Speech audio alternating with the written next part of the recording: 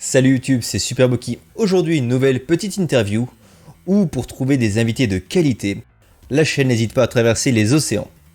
En effet, aujourd'hui on reçoit en duplex de Montréal Pimi, une personne qui on peut le dire, enfin, tu me corrigeras si jamais je me trompe, qui vit jeux vidéo parce qu'elle y joue, parce qu'elle travaille dedans et parce qu'elle en parle dans des podcasts. Salut Pimi. Première question des plus originales, comment ça va ? Salut. Ça va très bien, je suis très contente d'être ici. Effectivement, comme tu le dis, je déteste les jeux vidéo. Non, je fais beaucoup de choses en rapport avec le jeu vidéo, effectivement. Ouais. Et on en reviendra un petit peu plus tard, mais pour répondre à ta question, ça va très bien. Et toi ? Mais écoute Pimi, ça va super, content de pouvoir te recevoir sur la chaîne. Pimi, alors première chose, mon introduction, tu as vu qu'elle a été très très longue. Oui. Oui. J'ai essayé de scripter un truc, je ne le referai plus, c'est trop long. Ok, c'est bon. Mais moi j'ai bien aimé après. Ouais, hein, ça tu va, sais, ça va. Ouais, ça va. Ok. Tu sais, ça met bien un cadre et tout. Ok. Vas-y. Ok, donc soyons sérieux. Pimi, si tu devais te présenter simplement aux personnes qui nous écoutent / qui nous regardent, comment te présenterais-tu ? Je te dirais peut-être une personne lambda supplémentaire qui aime les jeux vidéo et qui a accepté volonté de faire ton interview.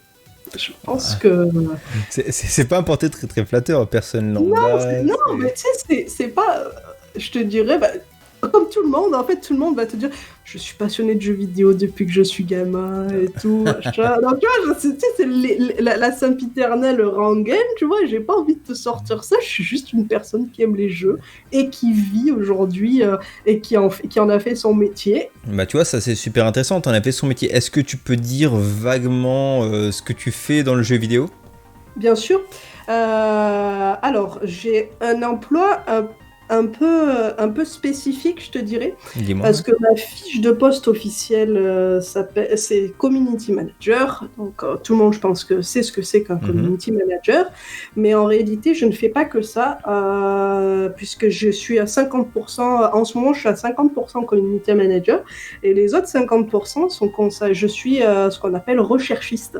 Parce que, bon, je peux le dire là, c'est pas, je le dis pas dans ma bio Twitter, mais je peux le dire là, je travaille dans un studio de jeux vidéo qui s'appelle Panache Jeux Numériques, qui a été cofondé par le directeur créatif, l'ex-directeur créatif des premiers Assassin's Creed et de Prince of Persia, les Sables du Temps. En fait, le meilleur. Exactement. Donc, certain Patrice Désilets. Et donc, il a fini par fonder par son studio, et on a sorti notre premier jeu l'année dernière qui s'appelle Ancestors, The Humankind Odyssey, ou avec l'accent anglais, Ancestors, The Humankind Odyssey, voilà. Et c'est ça. Et en fait, notre studio est vraiment spécialisé dans les jeux historiques, en fait, puisque voilà, le principe d'Ancestors, c'est que tu revis les premiers hominidés de moins 2 millions d'années jusqu'à moins 8 millions d'années. Et là, on est en train de travailler sur un jeu pareillement historique, qui n'est pas du tout la même période. Et justement, moi, là-dedans, j'interviens avec l'équipe de développement, je travaille avec l'équipe, tous ceux qui ont des requêtes, en fait, sur, j'en sais rien, moi, quelle personne, qu'est-ce qui se passait à cette époque-là, est-ce que tu peux me dire quel type d'arme portait telle personne, etc. Okay. C'est mon travail, voilà, d'aller chercher. Donc tu fais en fait de la recherche historique pour apporter plus de cohérence au niveau du jeu. De l'univers, exactement. Super. Exactement. Et pour reparler un peu de ces types de jeux, c'est quoi comme type de jeu ? C'est de la stratégie, c'est du tour par tour, c'est du point and click, c'est quoi ? Alors, c'est du jeu à la troisième personne, du jeu aventure à la troisième personne. D'accord. C'est vraiment ça. Là, Ancestors, l'avantage du jeu, c'est qu'il n'y avait pas forcément d'histoire, parce qu'en fait, les hominidés à l'époque ne parlaient pas, ils n'avaient pas de locution claire et intelligible comme on a nous aujourd'hui. Et donc, c'était pas forcément un jeu narratif, mais là, le prochain jeu, justement, le défi, c'est un jeu narratif à la troisième personne, un jeu d'aventure, et là c'est vraiment un autre challenge là pour le coup. D'accord, écoute, c'est super intéressant. Donc tu travailles jeux vidéo, tu parles jeux vidéo car tu fais partie d'un podcast. Oui, que nous la case connaissons. rétro. La case rétro. Exactement. On leur fait un coucou. Oui, coucou les copains. D'accord. Est-ce que tu peux nous dire, parce que maintenant ça fait combien de temps que tu es dans la case rétro? Ça fait Ça fait 5 ans. 5 ans? Ouais, depuis 2015, ouais, c'est ça. D'accord. Et c'est toi qui as fait une petite candidature spontanée à l'époque? Coucou la case? Non? Non, du tout. En fait, on s'est rencontrés à la RGC, une convention, la Retro Gaming Connection, une convention sur le rétro gaming pour ceux qui ne connaissent pas, qui se passe à Meaux toutes les années, bon, sauf cette année, mais j'espère l'année prochaine. Et voilà, et en gros, ça réunit, voilà, c'est sur 3 jours, plein de passionnés de jeux rétro. Et moi, je fréquente la RGC depuis 2013. Et on s'était jamais croisés auparavant, hormis là, en 2015. Et je sais pas pourquoi j'étais allée leur parler. J'étais allée parler à Subikun, je m'en souviens. Je lui ai dit, c'est cool et tout, je vous fais des podcasts, c'est cool. Voilà, tu sais, juste histoire de discuter et tout ça. Et en fait, on avait bien sympathisé. Et ça s'est fini par... il m'avait invité à faire un quiz jeu rétro qui, par je ne sais quel miracle, j'ai gagné le quiz. Je ne sais pas comment j'ai fait, mais j'ai gagné le quiz. Et voilà. Et après ça, ils m'ont proposé, ils m'ont dit, ce serait bien que tu rejoignes les rangs. Et voilà, j'ai accepté. Donc c'est grâce à ton immense culture jeux vidéo que tu as pu intégrer la case. Ouais, je soupçonne qu'ils aient un peu trafiqué les questions à l'époque, là, quand même. D'accord, ok, super. Et en général, quand tu fais des podcasts avec la case, toi, tu as une section particulière, quelque chose de particulier à faire, ou ça tourne un petit peu Alors, oui, parce que, tu sais, la plupart...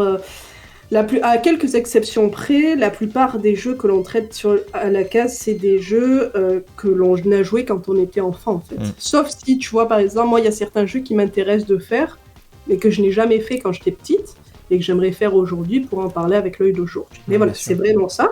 Et ce qui fait qu'en fait, moi j'ai une spécialité, entre guillemets, enfin plusieurs spécialités qui sont les JRPG, parce qu'il manquait cruellement de monde justement avant que j'arrive. Il y avait que Subikun qui parlait de JRPG. Et les jeux Sega, parce que moi je suis un enfant de Sega, j'ai grandi avec la Mega Drive, donc c'est ça, ils faisaient pareil. Ils voulaient, surtout parce qu'il y avait Professeur Oz qui partait en même temps que j'arrivais. Professeur Oz qui était le spécialiste de Sega à l'époque.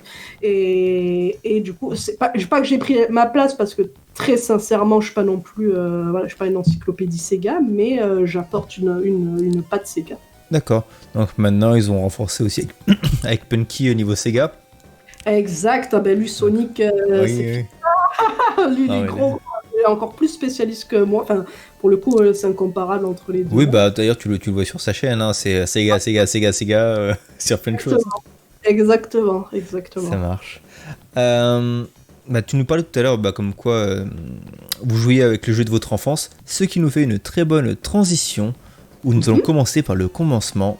On va parler de la petite Pimi. Oui. La petite Pimi, elle était comment sa première rencontre avec le jeu vidéo ? Alors, la petite Pimi, elle avait... je pense qu'elle avait 4-5 ans. Et un jour, son papa lui a ramené une Mega Drive à la maison. Alors, l'histoire ne dit pas si c'était pour lui ou pour elle, ou pour les deux, je ne sais pas. Mais voilà, il avait ramené une Mega Drive d'occasion à la maison avec tout un set de jeux. Et je jouais avec mon père, en fait... à Mortal Kombat, à 4 ans. Non, à Street of Rage, à Golden Axe et autres joyeusetés, là, tu vois, c'était vraiment pas mal. Et c'est ça, et en fait, ça m'a jamais lâché, en fait, même si mes parents étaient vraiment désespérés de me voir jouer au jeu, ça m'a jamais lâché, pour le coup. Ouais, tu faisais partie de la génération des parents qui comprenaient pas que tu puisses passer beaucoup de temps sur une console, quoi. Ma mère, autant mon père, ça allait parce que, comme je te dis, il était un peu dans le délire, mais c'était pas, voilà. Mais ma mère, pas du tout, quoi. Pas du tout. J'ai jamais fait une partie avec ma mère, quoi. Ou mon père, mais jamais, quoi. En même temps, maman, viens taper des gens à Golden Axe, c'est pas... C'est ça, c'était vraiment ça, là. D'accord. Mais ouais, tu parles de ces deux jeux-là, c'est quand même des jeux qui sont relativement difficiles pour commencer, je pense. T'avais quel âge à peu près, tu me dis ? comme je te dis, ouais, je devais avoir 4-5 ans, elle est Ah ouais. peut-être 6 ans. Et encore, je te parle pas d'un jeu. J'ai un autre jeu que j'adore, qui est détesté, mais moi que j'adore. Ah. C'est Kid Caméléon. Ah oui, bah oui. Et, Ben et, ouais, et attends, du il est coup, tellement dur, mais je l'ai jamais fini. Hein. ah oui, Spoiler alert, je l'ai jamais fini. t'étais l'experte du niveau 1. Ouais, non, j'allais plutôt loin quand même, mais sachant, je crois qu'il y a 70 niveaux dans Kid Caméléon, autant Ouais. te dire que je n'ai jamais fait 70 niveaux du jeu, quoi. Ouais. Mais bon, ça t'a pas mal occupé, on va dire. Oui, tout à fait. D'accord, donc ça, ok, pour tes premiers souvenirs. Euh, Si on faisait, on renverse un peu le temps, ton Mhm. tout dernier souvenir jeu vidéo, si je devais te demander comme ça. En ce moment, est-ce que tu veux... Est-ce Là, que tu ça veux peut être avant qu'on s'appelle, ton, Ok. ton dernier souvenir jeu vidéo. Ben, en ce moment, je joue beaucoup au dernier jeu de Super Giant Game que tout le monde est en train de jouer en ce moment. C'est Hades, Ouais, qui est extraordinaire, vraiment. C'est un roguelite, pour ceux qui connaissent pas le jeu. Voilà, c'est un roguelite dans l'univers de la mythologie grecque. ouais. Et c'est extraordinaire. J'ai plus de 100 heures dessus. Ah, déjà? Ouais.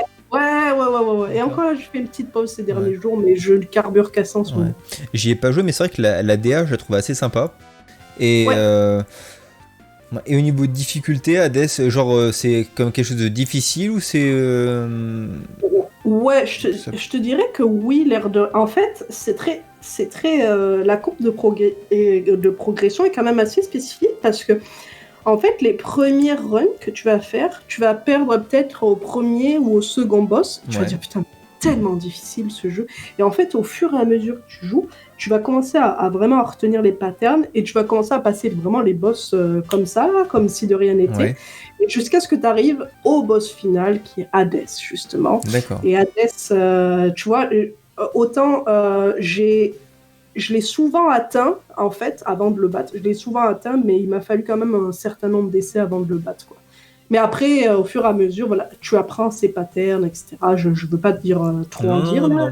Peut-être parce que je le ferai peut-être un jour ce jeu, mais. Non, vraiment, je te le recommande. C'était Mhm. quoi pour toi dans ta carrière de joueuse de jeux vidéo, ta plus Oui. grosse désillusion, le truc qui t'a vraiment, vraiment déçu, quoi. Quelque chose, tu l'attendais, tu te disais, ah, ça pourrait être super, et bim. Attends. A few moments later. Genre, moi, je peux te dire une désillusion que j'ai eue, si ça peut Vas-y. t'aider. Euh, Vas-y. La PS3, au départ, je l'ai acheté pour espérer jouer au remake de FF7. Par exemple, tu vois. Ok. Ouais. Non, moi, je fais partie de ces joueurs qui n'achètent pas les consoles Day One, en fait, justement. Ah, je l'ai pas acheté Day One, hein, mais tu vois, t'entendais les trucs, ouais, ça va sortir et tout. Ah, ouais. Machin. Alors, ouais, je comprends. C'était une désillusion. Il y a quelques années, tu sais, pour un Black Friday, je crois, Mhm. il y avait eu l'occasion d'acheter la PS4 avec un certain nombre de jeux. Ouais. Et dans les jeux, et j'avais pas la PS4 à l'époque, mais c'était la PS4 Slim. Et dans les jeux, tu pouvais avoir genre FF15 Day One. Le Oh. jeu m'a jamais hypé, vraiment, il m'a jamais hypé. Je me suis dit, ah ben, écoute, c'est cool, ça va être cool. J'aurais jamais imaginé le faire en fait Day One, donc ça va être cool et tout ça. Ouais. Et pardon, je l'ai fait et j'y ai passé plus de 100 heures dessus, encore une fois. Et pour D'accord. moi, ben, j'ai vraiment pas aimé en fait. Ouais, t'as perdu 100 heures de ta vie, quoi. Ouais, non, tu vois, Non. en fait, aujourd'hui, il y a quelques années de ça, je t'aurais dit j'ai perdu 100 heures de ma vie, j'aurais craché dessus et tout Ouais. ça. Mais maintenant, tu vois que je suis dans le milieu du développement de jeux vidéo, je préfère me dire c'est des gens qui ont travaillé très dur, Ah oui, qui bien avaient sûr. des deadlines, etc. Et me dire je n'ai pas aimé et ça n'a pas été pour moi, quoi. C'est D'accord. vraiment pas le jeu pour moi. D'accord. Comme diraient les personnes bilingues, it's not your cup of tea. Exactement. D'accord. Et bien, en parlant de jeux joués et découverts, je vais maintenant te demander de nous parler de ta petite Madeleine de Proust. Alors, ma petite Madeleine de Proust, je l'ai citée précédemment, justement. Je fais partie des jeux cités précédemment, puisque pour moi, c'est Street of Rage, justement, le premier du nom. Ouais. Parce qu'en fait, le second, je l'ai découvert genre 20 ans plus tard. D'accord. Objectivement, le second est meilleur que le premier, mais pour moi, le premier restera le meilleur, parce que c'est celui auquel j'ai le plus joué, en fait. Ouais, et puis c'était un peu plus innovateur, quoi. C'est, enfin, Tu découvrais quoi, Ouais. tu connais pas du tout, Ouais, c'est pas le truc. non, non, non, je connaissais pas du tout, exactement, exactement. Et justement, moi, je joue encore aujourd'hui, toujours à Street of Rage avec Blaze, parce que forcément, voilà. Voilà. Et j'y joue, et en fait, encore aujourd'hui, je prends un plaisir à y jouer. Je le termine. Je le termine presque à chaque coup, là, pour le coup. Ouais, J'ai pas trop perdu, je le connais vraiment très très bien, le jeu, ouais. là. Tu te fais des runs C'est... uniques et puis hop, tu le finis. Ouais, mais j'aime bien. En fait, je me fais rarement des runs uniques. Je préfère le faire, tu vois, notamment lors d'occasions comme la RGC où je le fais en coop avec Ah, d'autres cool. joueurs. Ouais. D'accord. Le 4, ça a été des one pour toi ou pas? Ça a été semaine one, je crois. Je l'ai acheté quelques jours après. J'avais d'autres jeux à faire avant, là. Je l'ai Ouais. fait un petit peu plus tard. Et vraiment, j'ai adoré aussi, là. Ouais. Les gens peut-être ont été mécontents de la patte graphique, je te dirais, mais moi, pas du tout. En fait, pour moi, c'est une transition. Ça a été plutôt logique, en fait, Pareil, parce qu'il fallait le remettre au goût du jour, je là. trouve qu'ils ont été très respectueux en plus de la franchise, quoi. Oui, Ils l'ont tout à fait fait. évoluer, ils ont fait changer Tout à des fait. choses parce qu'il fallait aussi mettre au standard faut que ce soit à Exactement. jour. Mais ça c'est très respectueux au niveau de l'univers, au niveau de la musique, au niveau de plein de choses. Tout à Franchement, fait. moi je me suis dit, c'est vraiment, c'est pas un remake, c'est vraiment une suite de Street of Rage. Et pour moi, elle est vraiment très aboutie, quoi. Ouais, tu sens vraiment que ça a été fait par des gens qui ont été passionnés, Du jeu, et ouais. qui sont passionnés et qui voulaient vraiment, vraiment le ramener au public et même à des nouveaux publics, en C'est fait, ça. pas forcément connaisseurs de la licence, hein. Donc on dit merci à Dotemu. Oui, merci. J'espère qu'ils nous feront autant plaisir pour Windjammers 2. Ouais, c'est ça, c'est drôle. J'ai lu, je me permets une parenthèse, mais Vas-y. j'ai lu justement dans un média américain, je sais plus si c'était Kotaku, je sais plus quoi, justement, où les types qui disaient c'est français qui ramènent les jeux d'antan au goût du jour, justement, avec Windjammers 2, Ouais. et ils expliquaient toute la hype qu'il y avait autour de Windjammers en France et tout. C'était super intéressant comme Ouais. article. Donc, on l'attend. Ouais, tu vois, moi je suis pas un pro du Day One, mais je pense que pour Windjammers 2, je vais faire une petite entorse. Ouais. Parce que je me dis, plus vite je l'ai, plus vite je peux train et plus vite je peux être Ah oui, compétitif par rapport à d'autres. Oui, je comprends là, je comprends. Je vais te demander un petit peu de concentration, car ça va être l'instant où je te poserai quelques questions que tu devras répondre, c'est le but d'une question en général, mais sans trop argumenter. Ok. Est-ce que tu es prête? Je suis... J'ai découvert sur les internets, à savoir Twitter, que tu avais découvert Skyrim un peu sur le tard. Est-ce que pour toi, t'es passé à l'époque à côté d'un truc totalement dingue, ou pour toi, Skyrim, c'est vraiment un jeu surcoté?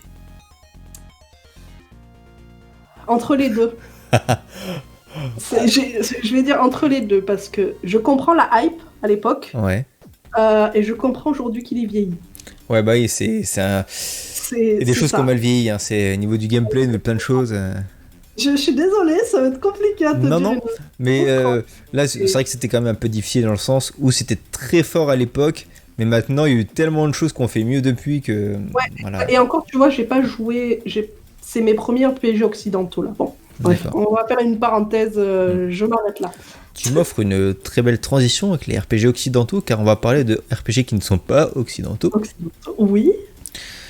Toi, tu préférais le Final Fantasy de l'époque Squaresoft ou la nouvelle génération de l'époque Square Enix?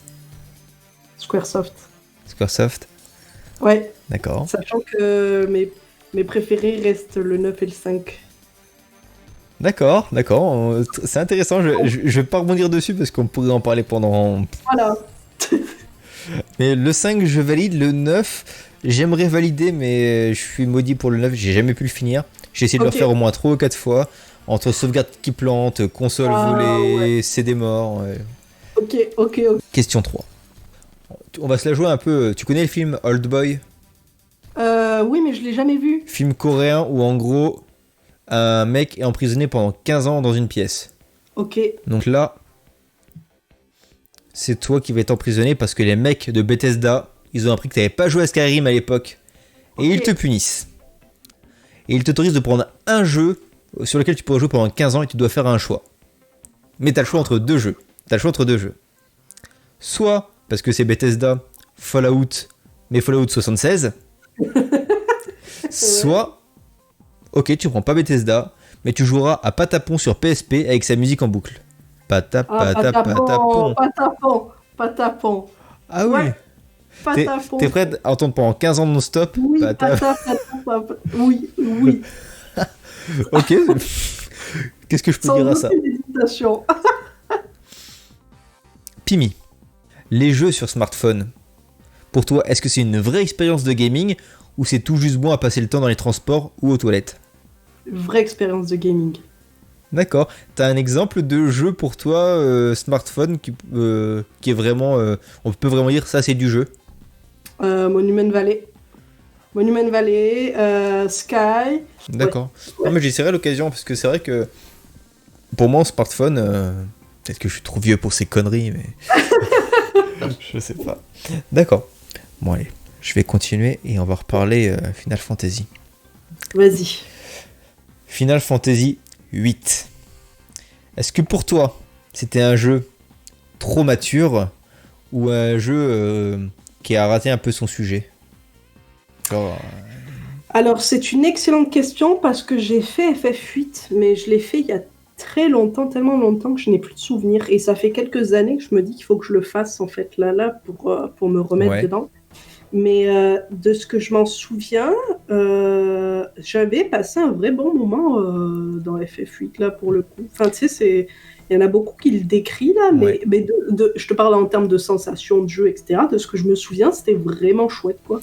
Eh ben, je suis content que tu dises ça, parce qu'en fait, ton expérience rejoint un peu celle que j'ai pu avoir à l'époque et récemment, parce que je l'ai fait du coup à l'époque. J'ai d'ailleurs Ouais. acheté la PlayStation 1 pour FF8. Ok. Au début, c'était pour FF7, mais le temps que j'ai l'argent, c'était pour FF8. Ouais. Et je l'ai fait à l'époque et vraiment surkiffé, hein. Les cinématiques magnifiques, une bonne difficulté, une map à l'époque qui semblait énorme, enfin, Ouais, tu vois. ouais. Et on l'a refait avec mon ami à qui je fais tous les jeux. On l'a Ouais. refait l'an dernier. Mhm. Et on l'a trouvé long et chiant. C'est vrai. Genre, bon, tu sais, vraiment, faut pexer pour augmenter un peu tes niveaux, tes machins. Ouais, Et après, ouais. une fois que t'es bien monté, tu peux taper tout le monde facilement. Mais le scénario de base est super intéressant, mais il y a des longueurs qui sont vraiment très grosses. Et au niveau Ouais, t'as plus l'habitude aujourd'hui, là. Et maintenant, voilà, on n'a plus l'habitude aujourd'hui d'avoir des jeux qui prennent des longueurs comme ça. On aime bien, comme quoi, on devient des moutons. Il faut que ce soit linéaire, que ça avance bien et qu'il y ait du rythme. Ouais, Et que dans FF8, t'as des moments où c'est contemplatif. Tu vois, je vais essayer de trouver un terme poli pour dire tu te fais chier. C'est contemplatif. Ouais. Après, moi, je peux te recommander, je sais pas si tu l'as fait sur ce support-là. Bon, t'as le format de l'émulation. Attention, les enfants, l'émulation, c'est que si vous avez le jeu, hein, c'est ça. Mais il y a les versions Switch qui sont bien, parce que les versions Switch, tu peux avancer le jeu en avance rapide. Ouais. Figure-toi que je l'ai, il est là. Okay. Je l'ai sur ma PSP, puis pareil, tu peux. Là, c'est avec de l'émulation. Mais vu que j'ai l'original qui est juste derrière, je peux le faire. C'est bon, tu es dans le légal, c'est bon. Je redeviens sérieux. Oui. La next gen qui va arriver là. Pour toi, elle arrive à point nommé ou c'est trop tôt pour la sortir maintenant? Non, je te dirais qu'elle arrive à point nommé parce que on arrive à un tournant où malheureusement pour nous qui aimons les jeux physiques, en fait, les jeux en version numérique se vendent plus que les jeux physiques, en fait. Et il fallait que les constructeurs arrivent à trouver une parade à tout ça là, justement, à continuer à donner envie aux joueurs, etc. Donc, je parle notamment du Xbox avec le Game Pass, ouais, qui est quand même assez intéressant. T'as beau collectionner du physique, il faut quand même reconnaître que ce que propose le Game Pass est quand même super intéressant.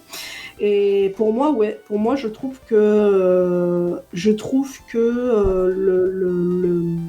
ça arrive quand même à point nommé, parce qu'en plus de ça, je fais une petite digression technique, mais la plupart des jeux sont développés sur l'Unreal Engine, et l'Unreal Engine 5 a été annoncé là il y a quelques mois. Et donc, ça aurait été difficile de faire tourner des jeux sur Unreal Engine 5 sur des PS4 ou des Xbox, en fait. Donc je trouve que ouais, ça tourne, enfin ça arrive à point nommé. D'accord. Alors là, tu vas croire comme quoi j'ai travaillé ce conducteur, parce que là, j'ai une transition, tu m'as fait une passe décisive vers la dernière question. Pimi, pour toi, le tout dématérialisé, c'est quand même mieux que d'entasser des boîtes à la maison, non? Non. Alors, il y a quelques années, je t'aurais dit non de manière très véhémente, c'est-à-dire non, le physique, machin. Mais aujourd'hui, j'ai déménagé, je suis au Québec. Ouais.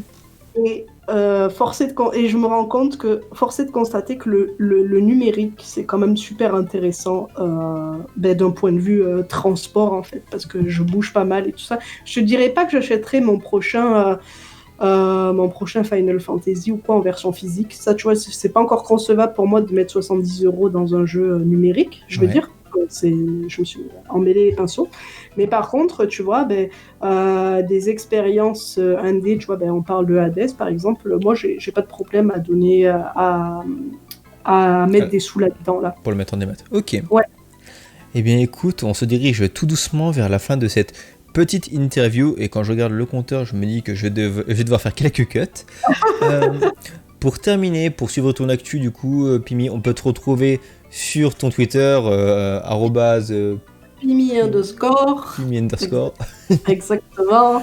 Je ne twitch pas, mais après voilà, si vous voulez me suivre sur Twitter, il n'y a pas de problème, mais sachez que je ne raconte pas trop ma vie, donc je retweet beaucoup de conneries et des actus de game dev. Ouais. Là, on pourra vraiment te retrouver, ça sera plutôt pour la rentrée de la case rétro, je suppose. Oui, exact. Voilà. Rentrée prévue bientôt, ça n'a jamais été aussi près d'arriver. Ouais, ça se prépare. Pas de date officielle pour le moment, mais on vous attend. Écoute, maintenant la petite interview est terminée. On peut retrouver les précédentes émissions sur la chaîne. J'ai même fait l'effort de faire une playlist. Si vous avez apprécié ce moment en compagnie de Pimi, n'hésitez pas à mettre le petit pouce bleu, l'abonnement et le partage qui fait plaisir. Moi je vous dis à très bientôt pour de nouvelles interviews. Salut YouTube, salut Pimi.